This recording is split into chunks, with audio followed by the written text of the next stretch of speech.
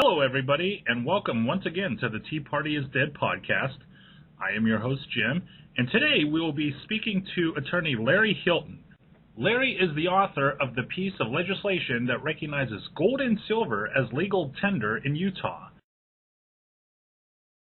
Such an important issue and the inspiration behind this piece of legislation.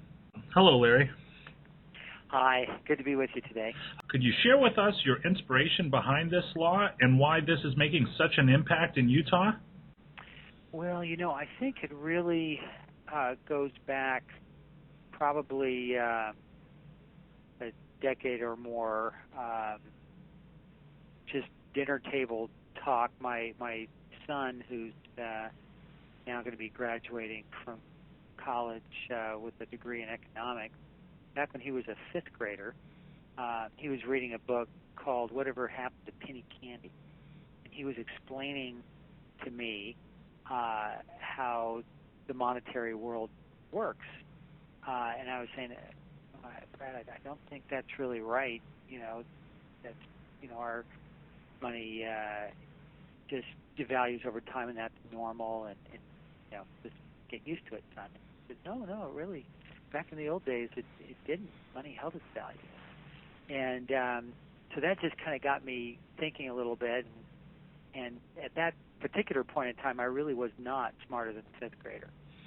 He really opened my eyes, and so I've read a lot over the years.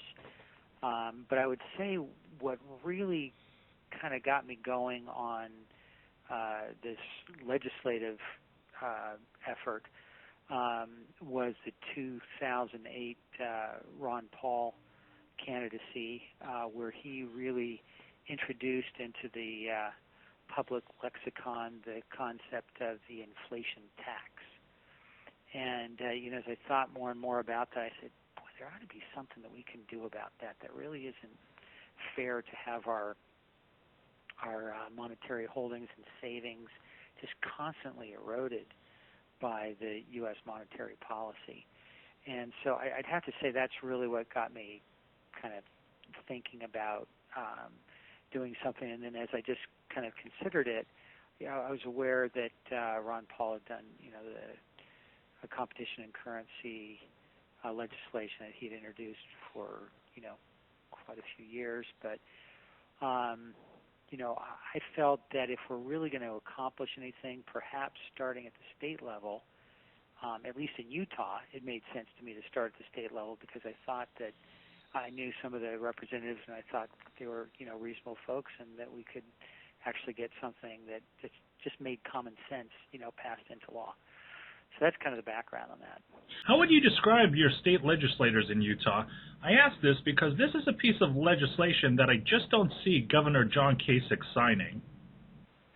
Well, we do have a Republican majority in both the House and the Senate and a Republican governor. Although, having said that, we did have bipartisan support for both the original bill and the amendments that were passed earlier this year. So I wouldn't say that we had broad support from the Democratic side, but we did have support from a number of the Democratic senators and representatives. So I think that was really good. As far as libertarian versus just kind of mainstream Republican, we do have some Republican legislators that I would say have more of a libertarian kind of worldview than others that tend toward that, but I'm not sure if they would even classify themselves, because libertarian is an actual political party. Right. And they're all Republicans. So, but I would say generally you just have, mainstream Republican representatives and the law as we presented it just made sense to them. And so we were able to move it on through the legislative process. The governor of Utah looked like he was very eager to sign this piece of legislation into law during the press conference. Was this a bill that he was already aware of? Yeah, the governor, we tried to keep him in the loop as early as possible. Back in 2011, when we originally passed the law, we were probably already in session before he became aware, that this was one of the items coming up on the radar, so to speak. I didn't personally have any substantive contact with him before the legislative session, but once we had our sponsor, both in the House and the Senate, then we were able to bring that to his attention, and he was really supportive. There was, I think, one kind of negative comment that came out of his office shortly after it passed, but it was not attributed directly to the governor, and I've never heard anything directly from the governor that would indicate that he had anything but full support for what we've done here. He isn't one that's actually lobbied for this particular type of reform, but he's definitely been supportive of what the legislature has done. Were there any lawmakers that had any opposition to this law? There were some that spoke out against it in floor debate, especially the first time around. It was a little tighter margin than what we got on these amendments that we did just this last year. But predominantly that came from the Democrat camp. I recall there was also one legislator in the House who is an accountant by training, and he spoke out, feeling that there would be some logistical issues in terms of actual bookkeeping, and actually opposed the bill on those grounds, just for pragmatic purposes. But he did not get a lot of support for his particular concerns that he voiced. I forget the name of the individual right at this moment, but those were the basic objections that were raised. I mean, in the Senate debate, one of the Democratic senators just tried to make light of it. We're here in Salt Lake City, and he said, "Well, gee, we've got a lot of salt. Why don't we make that legal tender while we're at it?" Right. And of course, that's the comment that makes it into the papers and so forth. But I don't think that there was really a lot of opposition on any real substantive grounds. I think that the basic rationale was clear and was fairly unassailable. So I didn't really note, and of course I was there listening to all the debate and so forth, I didn't really know any strong opposition other than, well, gee, isn't this a little strange? Right. We've been off the gold standard for some decades now. What's the need going back? But, other than that kind of thing, I didn't really sense really any reasoned, arguments against. Gotcha. So now Utah has passed this law. Why do you think it is important for other states to pass similar laws? Well, I think that there's a number of things. One is that we actually do have, and I want to make this point, and I was aware of this going into this, we actually have gold and silver coin that is minted by the United States Mint and is legal tender of the United States. The problem is that the IRS has applied a collectibles tax, which is a fairly hefty 28% capital gains tax, to gold and silver coin. And so the question is, how can you actually use gold and silver as money if when you go to exchange it for paper, you're hit with a big capital gains tax? It just doesn't make sense. It's legal tender of the United States. You shouldn't have that. So one of the objectives in having the state declare gold and silver coin, not only the current U.S. legal tender, but prior U.S. issued coin as well, like the pre-1964 stuff, was for the state to then be in a position to say, hey, this is not only federal legal tender, but this is state legal tender. And so if you apply a tax to our legal tender, and we specifically reserve the right to declare gold and silver coin to be legal tender in the Constitution itself, before once the essentially the initial ratified version of the Constitution, before any amendments, right there, Article 1, Section 10 has the provision that states kept the right to declare gold and silver coin legal tender. So when you have that, then it's more difficult for the IRS to take a position they can simply tax it, because if they were to do that under McCullough versus Maryland, one of the early Supreme Court cases, the famous phrase, the power to tax is the power to destroy, was coined in that particular case. And that was a case where you had the state of Maryland applying a tax to currency notes that were issued by a bank that was operating under a congressional charter. It was one of our first central banks, if you will. And so the Supreme Court said, hey, you can't tax those notes, because if you tax them, you'll drive them out of circulation. And the Congress has the right, under its monetary powers under Article 1, Section 8, to authorize a bank to issue these kinds of currency notes. And so the same reasoning applies to the states. You can't have Congress taxing state legal tender, especially where that legal tender is gold and silver coin, which is what the states expressly reserved to themselves as being legitimate kind of legal tender for them to recognize. Does that make sense? It makes perfect sense. Whenever I look at the state of Utah instituting a gold and silver law, I almost think that you are also instituting a guard for when this country goes off this quote-unquote fiscal cliff. Do you eventually see silver being used as money after the economy collapses? Well, I think it'll be traded as money before the economy collapses. Hopefully, it'll save it from collapsing. So I want to take. One of the when we were approaching this particular legislative initiative last year and the year before, we talked in terms of both preparedness and prosperity. That the track record for the gold standard, for example, in the U.S. is unprecedented economic growth.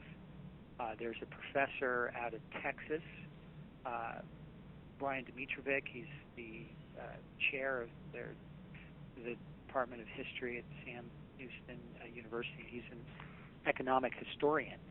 And he's gone through and showed how the economy has never done better in United States history than when we were on a pure gold standard, averaging 4% growth in the economy year in and year out over decades of time, without any inflation, negligible inflation.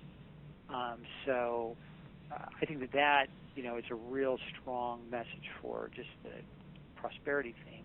And in terms of preparedness, if we can get gold and silver in the hands of the ordinary citizen, they're going to be prepared for whatever eventuality might come down the road in terms of monetary or banking crises. And that's one thing that we're really working on here in Utah, is to try to set up really the commercial framework for the citizens to be able to use gold and silver as legal tender, and not it doesn't have to be even limited to Utah citizens, but those throughout the country that want to use it. We've recently organized a cooperative association called the Utah Precious Metals Association.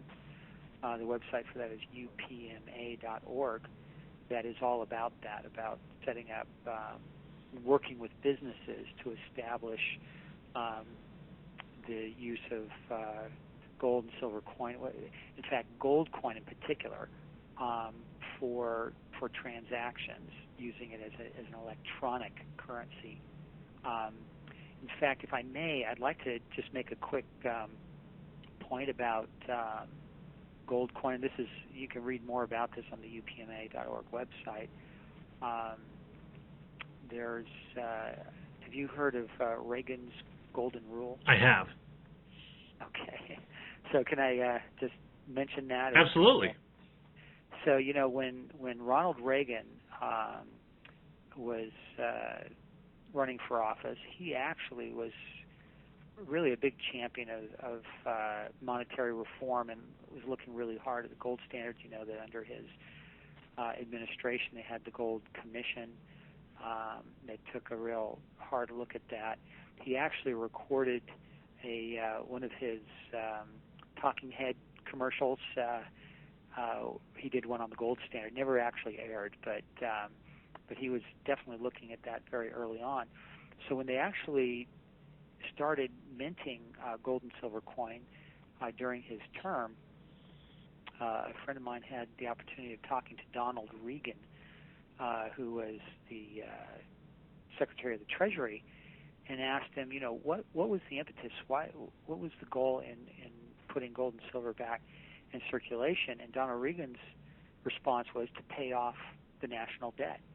And it's there today in 31 United States Code, Section 5112, subsection 2. It says that all proceeds from the sale of gold by the federal government shall be used for the sole and exclusive purpose of paying down the national debt. So every time you buy, for example, an American Eagle gold coin from the U.S. Mint, those proceeds by law are to be applied to paying down the national debt. So that's kind of part of what we're trying to do here in Utah in terms of getting people to use this and actually, buy the American Gold Eagle and then use it in daily transactions and expand their holding and expand the number of people using it, because as we increase the demand, which is supposed to be the Secretary of the Treasury is again by law directed to produce enough gold and silver coin to meet public demand.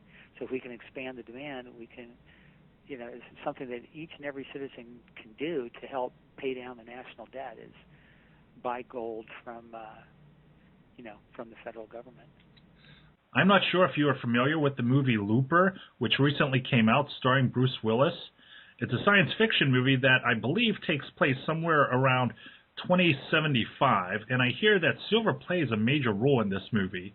I hear that there will be scenes where you'll hear people say something like, I'll give you half of my silver for this, or I'll give you 10 ounces of silver for that.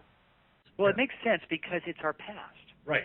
For 173 years, the dollar was silver. It was defined as a certain weight of silver. We've only been off that standard for a relatively short period of time. And so when you think that, I don't know if you're old enough to remember the old 5 and dime stores, Mm-hmm.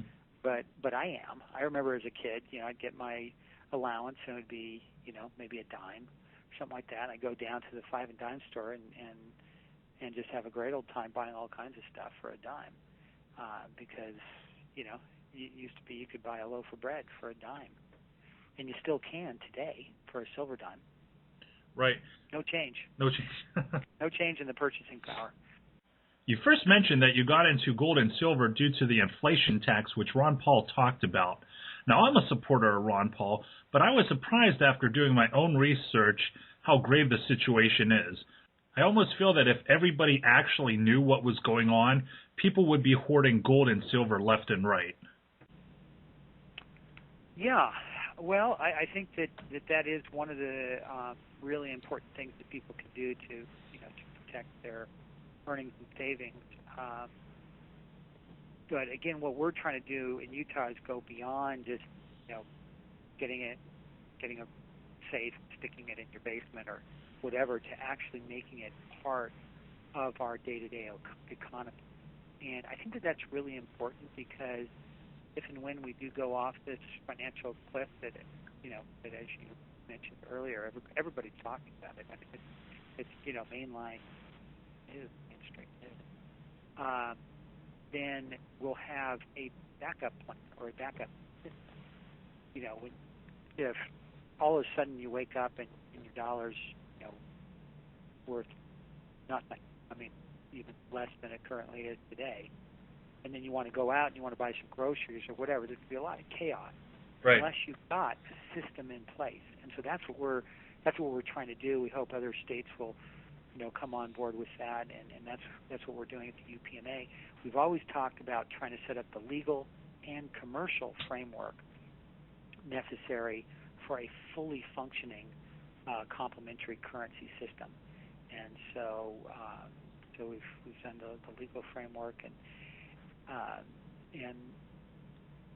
so now we're really pushing on the commercial framework, trying to bring businesses in that have an interest in this area to accept gold and silver, to open different kinds of businesses to facilitate those types of exchanges. So we're hopeful that we're going to see in the next little while this become a really daily life type reality, that when you go in, you'll have the choice of paper or plastic for your groceries, or paper or gold or silver for your money. So well, that's interesting. I think that people will be using gold and silver in the near future, whether they want to or not, because of what is going to happen with the coming crisis that everybody keeps on talking about. Have there been any other states that, once this law was passed, that have reached out to try and create some sort of framework for their own state? Yeah, there's a number of them. South Carolina had a bill that got really close this last year. Missouri did as well. Idaho. I know that Montana has run a bill in the past, and I believe will be running one this next year. They only have their legislative session every other year, so I think they're looking at doing it. Okay. Again, they did try several years back and weren't able to get it through, but I think they're looking at doing it again this year. So there's quite a few states that are looking at it, and there's good reason that states should really be concerned about this, just from their own fiscal health, and that has to do with the buy goods and bullion, pay your taxes in paper issue. There's solid Supreme Court precedent for the proposition that a dollar is a dollar regardless of its physical embodiment. So the law really does not recognize a difference between a gold or silver or paper dollar. So what that does is that opens up the possibility for people to go out and buy, let's say you went out and you bought a car for 1,000 silver dollars. And it's a brand new car. If you paid in paper, it'd be a $30,000, $35,000 car. So what do you pay in taxes, in sales tax to the state? If you pay in paper based on $1,000, the state just lost in excess of 95% of its sales tax revenue on that transaction. So if people started doing that on any kind of a scale, you could totally just eviscerate the fiscal health of the state overnight. So what Utah did is they said if you transact in gold and silver, you pay your tax in gold and silver. This makes sense. Right.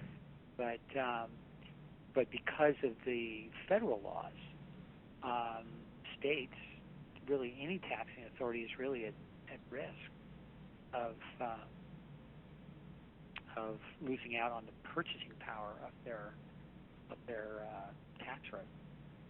So that should get, and it certainly got the attention of legislators in Utah when we did these amendments. So yeah, we should do that as part of this whole package to make sure that the state can stay healthy financially.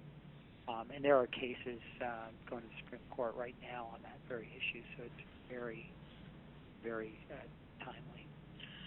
Well, good. Well, Larry, I appreciate you coming on for this podcast.